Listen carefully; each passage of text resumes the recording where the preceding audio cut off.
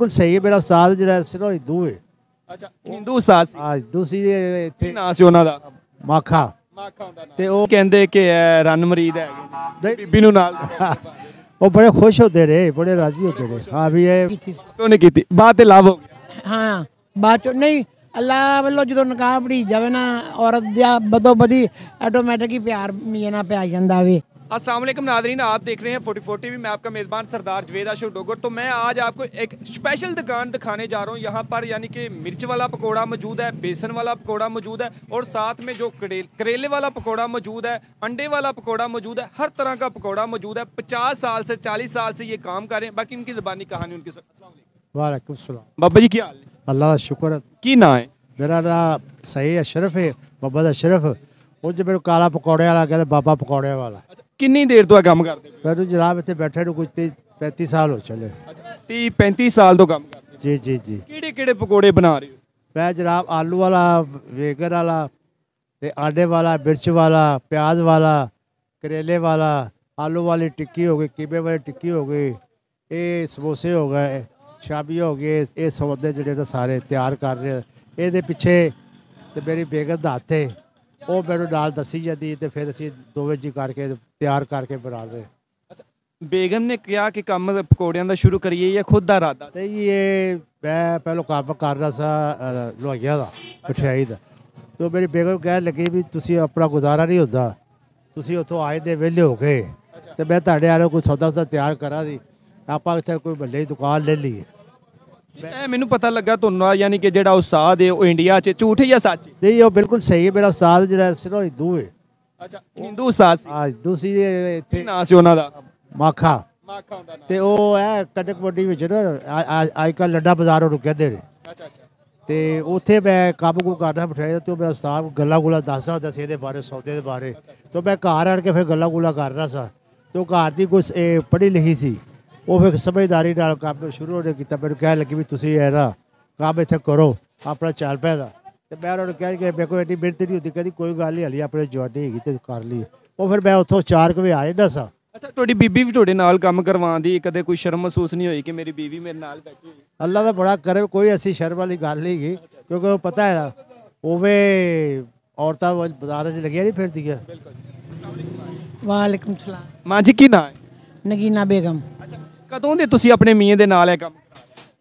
30-35-40 ਸਾਲ ਹੋ ਗਏ ਨੇ। ਜਦੋਂ ਦੀ ਸ਼ਾਦੀ ਹੋਈ ਉਦੋਂ ਦੇ? हाँ जी 45 साल मेरी शादी नहीं हो गए ने, तो उस तो बाद 5 साल बाद असी ये काम शुरू कर।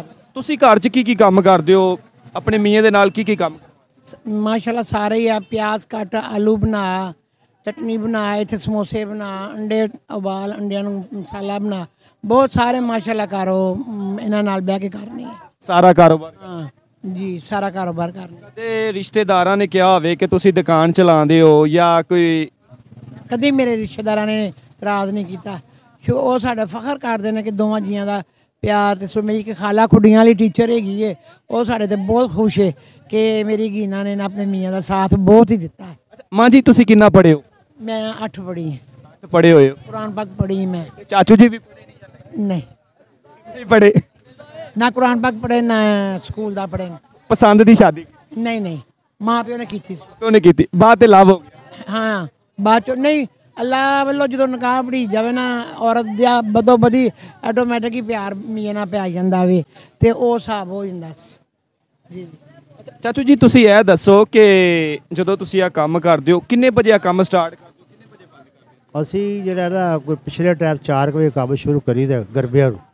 ਤੇ ਮੈਂ ਇੱਥੋਂ ਨਾ ਪੂਰੇ 12 ਵਜੇ ਮੈਂ ਉੱਠ ਪੈਂਦਾ ਤੇ ਬੇਟਾ ਮੇਰਾ ਜਿਹੜਾ ਉਹ ਫਿਰ ਸਾਰੀ ਰਾਤ ਬੈਠਾ ਬੁੱਠਾ ਰਹਿੰਦਾ, ਕਿਉਂਕਿ ਉਹਦੇ ਕੋਲ ਮਕਾਨ ਇੱਕ ਉੱਧਰ ਮਕਾਨ। ਉਹ ਬੇਟਾ ਮੇਰਾ ਫਿਰ ਦੂਜਾ ਸੌਦੇ ਸੌਦੇ ਗਾਹ ਗਾ ਦੇ, ਕੋਈ ਸਿਗਰਟ ਲੈ ਗਿਆ, ਕੋਈ ਖੰਡ ਲੈਣ ਆ ਗਿਆ, ਕੋਈ ਘਿਓ ਲੈਣ ਆ ਗਿਆ। ਆਵਾਮ ਦੀ ਸੇਵਾ ਕਰਦੇ ਰਹੀਦਾ। तो कोई ਅਸੀਂ ਬੰਦ ਕਰ ਰਹੇ ਫਿਰ ਲੋਕ ਸਾਡੇ ਘਰ ਆਏ ਦੇ ਯਾਰ ਸਾਨੂੰ ਸੌਦਾ ਚਾਹੀਦਾ, ਕੋਈ ਡਬਲ ਰੋਟੀ ਚਾਹੀਦੀ, ਕੋਈ ਖੰਡ ਚਾਹੀਦੀ, ਤੁਸੀਂ ਦੁਕਾਨ ਖੋਲੋ। ਉਹ ਫਿਰ ਮੈਂ ਕਈ ਵਾਰੀ ਬੇਟੇ ਨੂੰ ਗੁੱਸੇ ਵੀ ਹੋਇਆ ਵੀ ਛੱਡ ਯਾਰ ਤੂੰ ਕਿਹੜੇ ਕੰਮਾਂ 'ਚ ਲੱਗਿਆ। ਆਪਾਂ ਉਹ ਕਹਿੰਦਾ ਆਪੂ ਜੀ ਆਪਾਂ ਆਵਾਮ ਦੀ ਸੇਵਾ ਕਰਨੀ। ਕੋਈ ਇਹ ਨਹੀਂ ਕਹਿੰਦੇ ਕਿ ਰਨ ਮਰੀਦ ਹੈਗੇ ਬੀਬੀ ਨੂੰ ਨਾਲ? ਉਹ ਬੜੇ ਖੁਸ਼ ਹੁੰਦੇ ਰਹੇ, ਬੜੇ ਰਾਜੀ ਹੁੰਦੇ ਨੇ। ਹਾਂ ਵੀ ਇਹ ਅੱਲਾ ਕਹਿੰਦੇ ਨੇ ਕਈ ਇੱਥੋਂ ਦੇ ਲੋਕ ਨਾ ਦੁਆਵਾਂ ਦਿੰਦੇ ਨੇ ਕਿ ਅੱਲਾ ਪਾਕ ਹਰ ਉਹਨੂੰ ਇਹੋ ਹੀ ਔਰਤ ਦੇਵੇ। ਅੱਛਾ ਜਦੋਂ ਘਰ 'ਚ ਲੜਾਈ ਹੋ ਜਾਂਦੀ ਪਹਿਲੋਂ ਖਾਲਾਂ ਜੀ ਤੁਹਾਨੂੰ ਮਨਾਉਂਦੇ ਨੇ ਜਾਂ ਤੁਸੀਂ ਮਨਾਉਂਦੇ ਹੋ? ਬਹੁਤ ਚਾਂਸ ਇਹਨਾਂ ਦੇ ਹੁੰਦੇ ਇਹੋ ਹੀ ਬਣਾ ਦੇ ਇਹੋ ਮਨਾਉਂਦੇ? ਹਾਂਜੀ ਜੀ ਜੀ ਮਾਂ ਜੀ ਤੁਸੀਂ ਮਨਾ ਦਿਓ ਸਾਰਾ ਹਾਂਜੀ ਜ਼ਰਾ ਗੁੱਸੇ ਨਾਲ ਰੋਟੀ ਛੱਡ ਆਣਗੇ, ਪਿੱਛੇ ਰੋਟੀ ਲੈ ਕੇ ਆਈਆਂਗੀ, ਦੂਰੋਂ ਮੈਂ ਵੇਖਦੀ ਤੇ ਪੜੀ ਜਾਵਾਂਗੀ, ਆਂਦਿਆਂ ਹੱਸ ਪੈਣਗੇ, साड़ा गुस्सा खत्म। जी नाजरीन आपने देखा हमारे पास एक अंकल जी मौजूद थे जिसका कहना है कि मेरा जो उस्ताद है वो इंडिया में है, उसने यानी कि मुझे ये पकौड़ों का ये तरीक़ेकार समझाया है। तो माँ जी भी साथ अंकल जी के साथ बैठकर ये दोनों यानी कि अपनी दुकानदारी को चलाते हैं, ये पकौड़े बनाते हैं और स्पेशल पकौड़े होते हैं यहाँ पर, यानी कि मिर्च वाले पकौड़े, बैंगन वाले पकौड़े, अंडे वाले पकौड़े, प्याज वाले पकौड़े, दुनिया के यानी कि नोखे पकौड़े यहाँ बनाए जाते हैं। इसी के साथ अपने मेज़बान सरदार जवेदा शुडोगर को दीजिए इजाज़त। अल्लाह निगहबान।